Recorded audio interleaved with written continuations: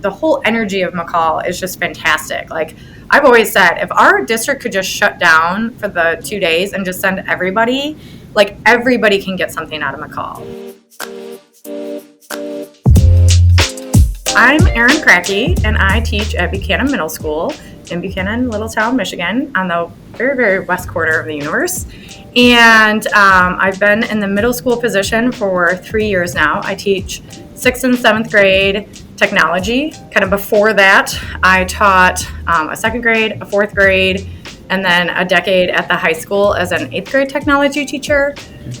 So I have kind of been in a lot of different roles. I have 2 small kids at home, a 4-year-old and an 8-year-old. So they keep me busy when I'm not here. That's kind of what I'm doing, is hanging out with my littles or hanging out with the kids here and trying to help. I've been doing a lot of work with AI lately in our district here. And so I've been kind of like a coach to the teachers on how to get their foot in the water on that.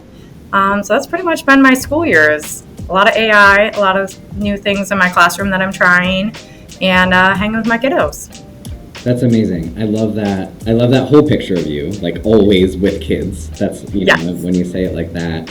And the AI piece, I know you've been doing a lot of work, exploring and trying to support teachers who are stepping into that, which is unsurprising because I met you through our Iconic Michigan Teacher Fellowship, which was you were like, I have all these things going on, so why not add something to my plate in service of, the kids, is making sure that they are having the best possible learning experiences that they can have. So I commend you for that.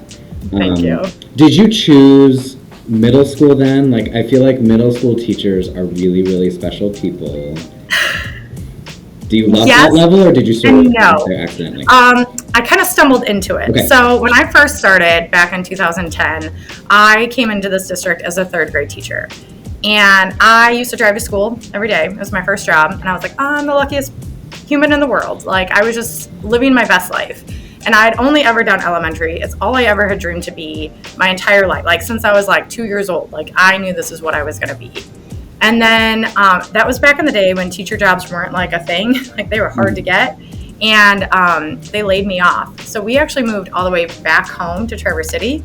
Oh, wow. Because they didn't have a job for me. And so we moved back home, didn't have anything. And then a week before school started, they called me back for the 8th grade technology position.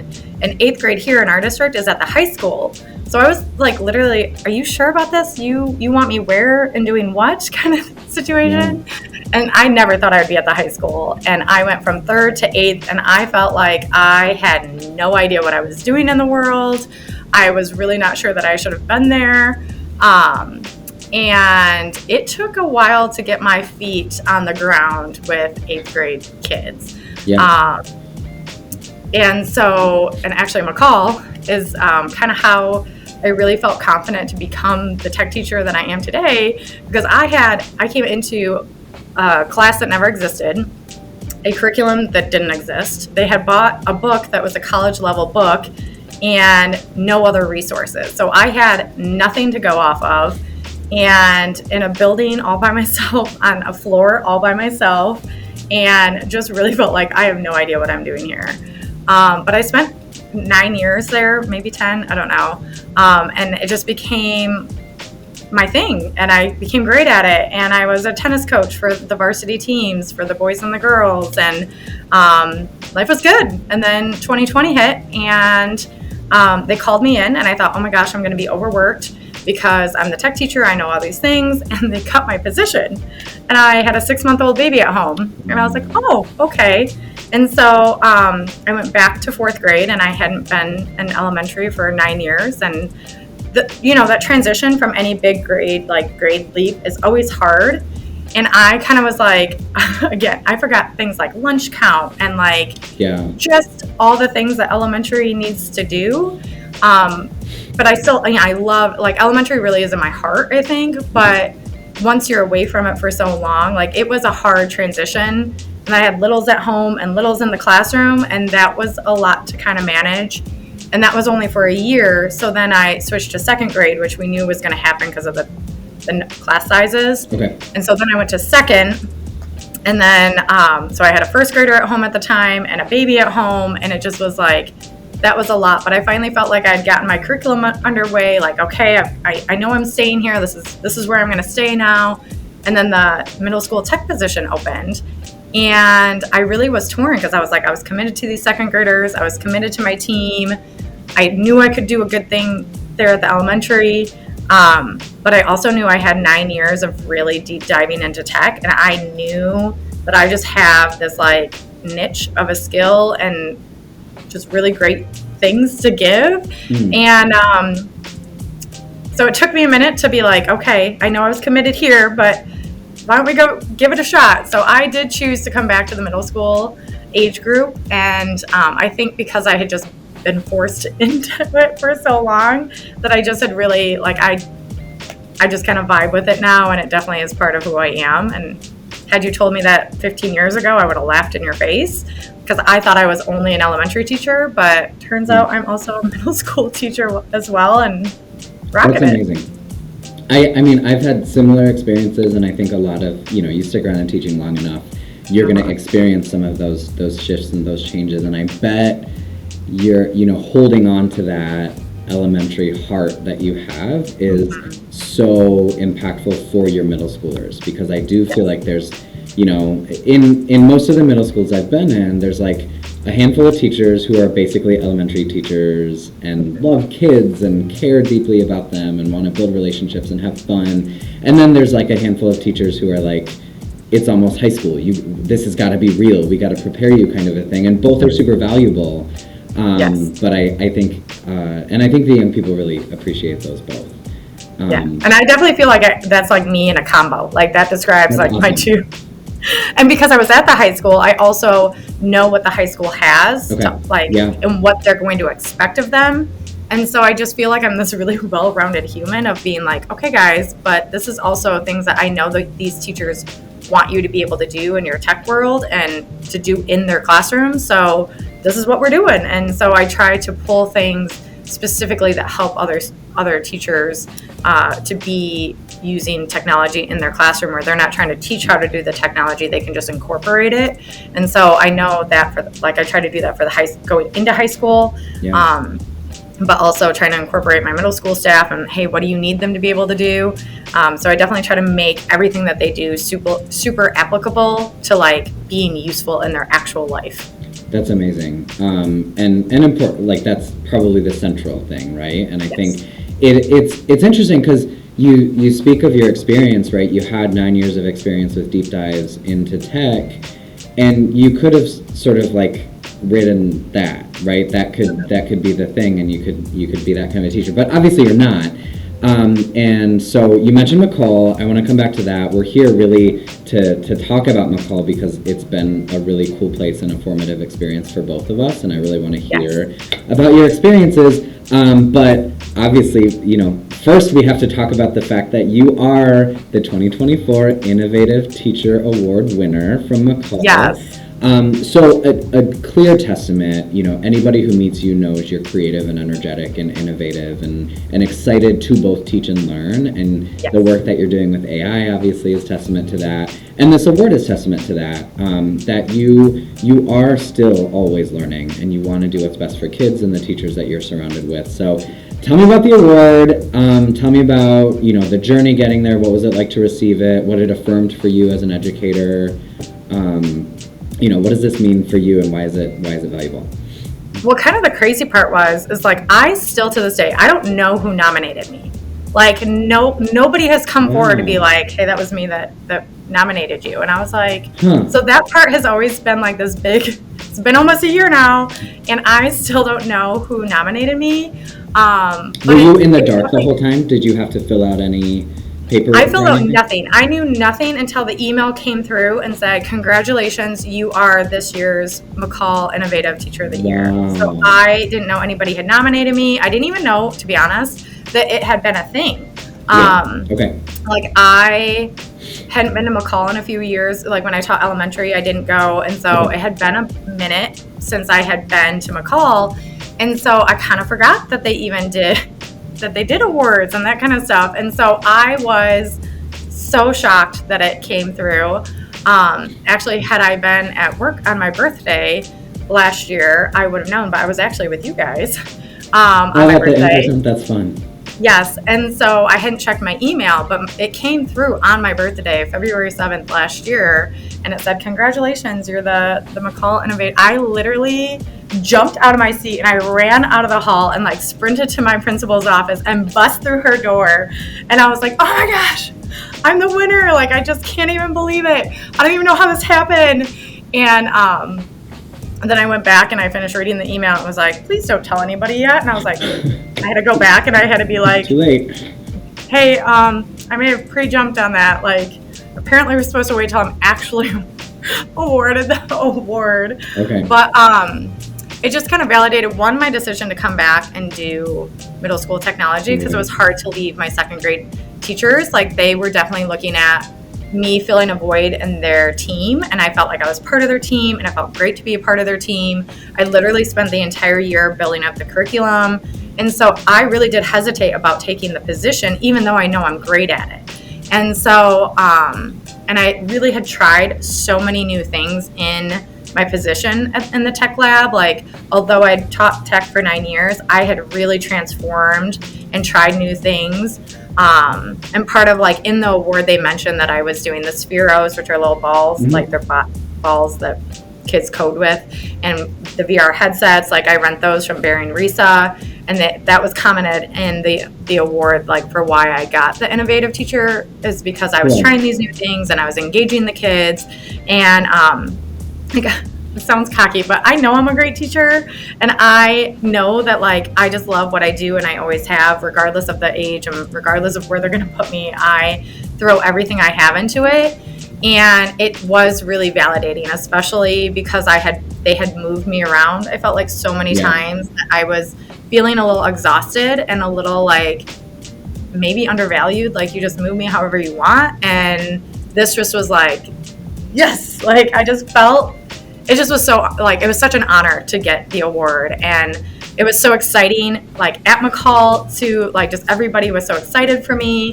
And I got to go to the president's, what do they call it? The president's room or something. They had like a banquet up there. And so I got to be a part of that. And I'd never been to that before. And so that was super cool. I had gotten kind of dressed up, and for the thing. So I'm walking around MACUL in a dress and, like, whatever, and everybody's like, oh my gosh, we saw you on stage, congratulations. And it just was, like, such a hype moment that, like, and people still are like, hey, that's so cool, you won that. Like, it's a year in the making, and people are still kind of celebrating me, and it's just, like, the best feeling and so exciting. And it's just elevated, like, it just keeps pushing me to want to do more, because it's been so much fun. That's really cool. That's and you totally deserve it. Like I said, that's it. And it's cool to hear that it is impactful for you, that it is validating, right? And that so many people were excited for you. I think MACUL is a really cool place. There's, like, there's so many conferences and gatherings that happen in Michigan, and I still, when I talk to people about all those opportunities, MACUL, like, rises to the top for me. I think there's an energy there. There's something about the sessions and the expo hall and even kind of the priorities of the organization that for me are really, really exciting. Yes, and the vibe of everybody there. Everybody's just so excited about learning. Yeah. And, like, when you're in a session, you so easily feel like you can say, like, hey, what was that you've done in your classroom? That's so cool. Like, you get so many ideas. And just the whole energy of MACUL is just fantastic. Like, I've always said, if our district could just shut down for the 2 days and just send everybody, like, everybody can get something out of MACUL. Like, I was so bummed as an elementary teacher that I couldn't go, because I wanted to go and see it through a lens as what can I get from it as an elementary teacher, because I know they have things for every grade level. They do. Everybody can benefit, and it's just so amazing and extensive that everybody could get something from it. I agree. Yeah, I think absolutely. So I was gonna ask why would you recommend MACUL, why it's valuable? I think you answered that. Yeah. So if you have anything else to kind of share about why you stay connected to the organization and the conference, but I also want to hear from you, because I do want to share this content with teachers who might be exploring MACUL for the first time, or sort of thinking about, like, maybe you have a small PD budget. Do you spend it on MACUL, or do you buy a book or something like that? And so what would be, if you could think of just like a top 3 tips for a new teacher who is considering and maybe attending MACUL for the first time in 2025? I will always say, send anybody and everybody you can to MACUL. Everybody's going to get something from it, and it's amazing. It can be very overwhelming because there are so many sessions, so many people. And so, like, before going to MACUL, like, there's got to be some planning. Like, you got to bust out, like, for me, I bust out the book or the app, and I start, like, highlighting the ones that I think I'm interested in. And it's probably a couple day, like, I'll highlight the ones that I want, and then I start narrowing it down. Okay.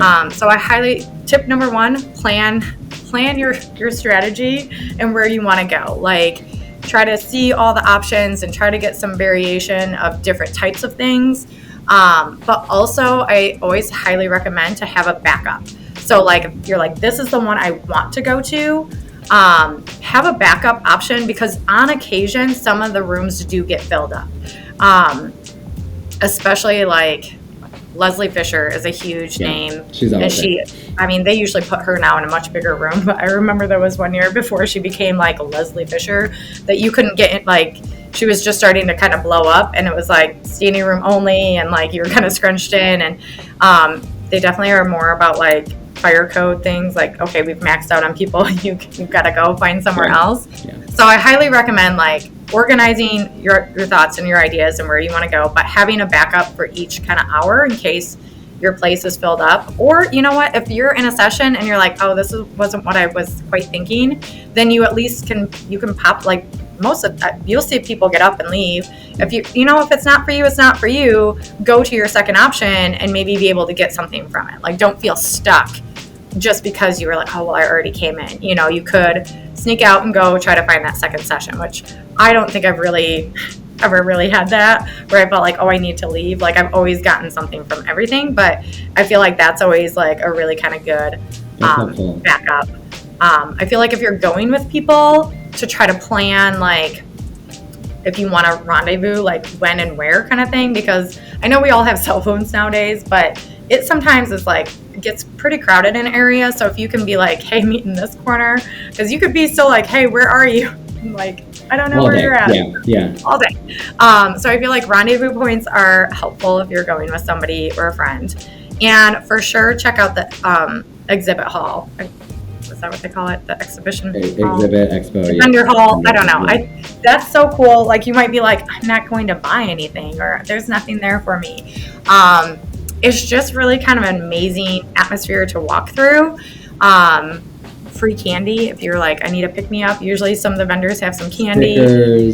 Stickers. Yeah. Teachers are always about all the free stuff. So lots of free stuff in there, but also really cool people. Matt, you're there, usually, and you can say hi to all the wonderful PBS stuff.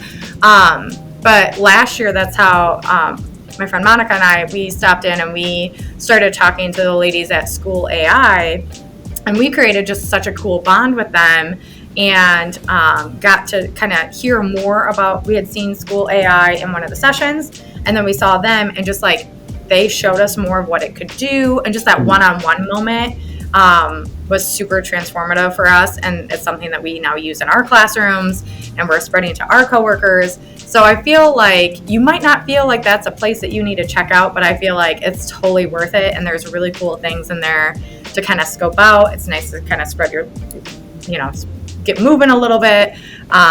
So I think those would probably be my top things: is plan ahead, have a backup, rendezvous points, and check out the exhibit hall. I love it. Yeah, that makes a ton of sense. That matches my experience too. I always recommend the expo hall. People are, that energy we were talking about earlier, right? It's there, and it's absolutely all of the educators who are presenting and attending, but it's also all of the booth vendors, they're really not. And now that I've been in sort of both positions, right? I've been a teacher and I've been a vendor, and I run a nonprofit, so I'm not ever trying to sell anything, but even the corporate vendors, they're not trying to sell stuff. They know teachers don't have the money to buy, you know, the Spheros or the Azobots or like Right. whatever. They're trying to kind of, they're just trying to connect. Yep. They're trying to build relationships and share what they have. So yeah, I second everything you said. For anybody who is not able to attend, I wonder if you have any tips for whether it's kind of staying in tune with what's going on in the MACUL world, or if you even have other like website or places to recommend for tech tips. I didn't prep you with this question, so it's okay if you're not ready with a response. I was like, ooh. Anything for someone who can't attend? Well, somehow, I mean, I'm assuming probably because I register, I get like the MACUL newsletter. So sometimes that like in my email, so that sometimes comes through. But I'm like, oh, where do I get all my tech ideas? I have no idea. Yeah, I don't have an answer for that one. Okay.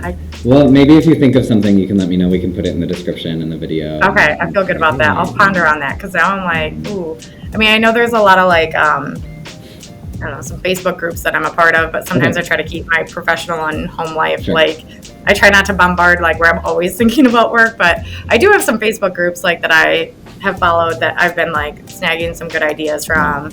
And then we're in the PBS labs, throw some ideas out there. And I actually have been doing a lot with the PBS website and some content that there's for my tech kids. So that's been we've been exploring that lately, and that's been fun. Cool. So. Yeah, I would, I guess now that I'm thinking about it, because I put you on the spot, I'll offer, I think it's always worth it to like browse a conference agenda, even if you aren't attending. Oh yeah. You know, grab people's names, grab session titles. Sometimes you can sort of go to their website and access the presentation materials, even if you're not in the session. I don't know if that's like a little hack or if I should be promoting that, but I like it. Yeah, it's we're teachers. We want to share stuff. So I also feel like the opening keynote at MACUL is usually really good. I agree. And I know sometimes people are like, I can sleep in, whatever, and I'll just go to session one. I kind of recommend the keynote. Like, I think it's pretty good, but also that's where if you can attend, the keynote speaker is usually also somebody who has multiple sessions, and they like usually know what they're talking about. Yeah. So that's a way to be like, oh, can I follow this person on social media and that kind of stuff, because they usually have some really good tips and tricks and stuff like that. That's great too. Yeah. And plus, it's like there's so many people in there. You really get hyped for the day. I think that's the first place where that energy like strikes. Yes. So, okay. Well, thank you so much for sharing your tips and your experiences and what the organization means for you. I mean, I think MACUL has done a really brilliant job. Like, it's a gift. MACUL is a gift that we have in the state of Michigan, where we're absolutely promoting the use of technology, but more so, I think, especially in recent years, like the organization has really driven to promote personalized learning and project-based learning and all of the things that often come with technology, whether or not you're using technology. Yes. So yeah, I think it's a great place. I'm glad to have you sharing your experiences and your stories. I'm gonna let you go and close up, and hopefully we can touch base again sometime soon and chat about AI and everything else that you're doing. Absolutely, I look forward to it. Anything else you wanna share before we head out? No, I think that's about it. I'm really excited for MACUL this year and every year. But yeah, especially because it was so transformative when I first started teaching technology and I had no idea what I was doing. Yeah. But yeah, I'm excited for it and excited to see all the people. I just feel like I've really made connections over the years, and especially last year when I was running into people left and right that have been in these circles of things that I've done. It's a really great atmosphere. So I'm hoping if people can't attend this year, like I would highly like get on the train to say, hey, advocate for next year. Please let me go. Yeah, we'll share some grant opportunities for teachers in the description for the video too. That might be helpful if you need to fundraise. There are local foundations and organizations who like to support teachers and professional learning. So if you're watching, that'll be in the description for the video. And Erin, thanks again. I'll see you in a couple weeks. We get to hang out at MACUL. Stop by the booth. I know, I'm so excited. And we'll see you then. So thanks again. I'll see you Awesome. soon. Thank you so much. Bye-bye. Bye. This program is made possible in part by the state of Michigan and by viewers like you. Thank you.